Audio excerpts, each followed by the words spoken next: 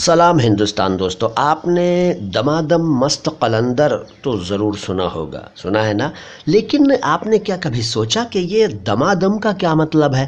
कुछ लोगों ने सोचा भी होगा और शायद कुछ लोगों ने इसे वो सूटे वाले दम से जोड़ा होगा। उन्होंने समझा होगा कि यहाँ शायद दम मारने की बात की जा रही है, मतलब सूटा मतलब स्मोकिंग वाली बात की जा रही है। ऐसा नहीं है। आज मैं आपको बताता हूँ दमादम का असली मतलब। दोस्तों, दमादम का असली मतलब है हर दम। दम मतलब पल, लम्हा।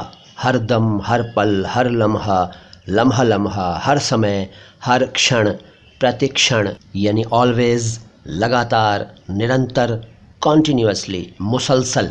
यानी कि दमादम मस्त कलंदर का मतलब ये हुआ कि कलंदर तो हर दम हर समय मस्त ही रहता है। दमादम मस्त कलंदर।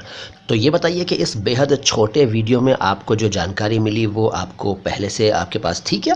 थी या नहीं? ज़रूर बताइएगा कमेंट बॉक्स में। वीडियो को लाइक कर लीजिए, चैनल को सब्सक्राइब नहीं किया है तो सब्सक्राइब कर लीजिए। वीडियो अच्छा लगा है तो इसको सेव करके दूसरों तक भेजिए, अपने व्हाट्सएप ग्रुप्स में डालिए ताकि सबका ज्ञान बढ़े। सलाम हिंदुस्तान।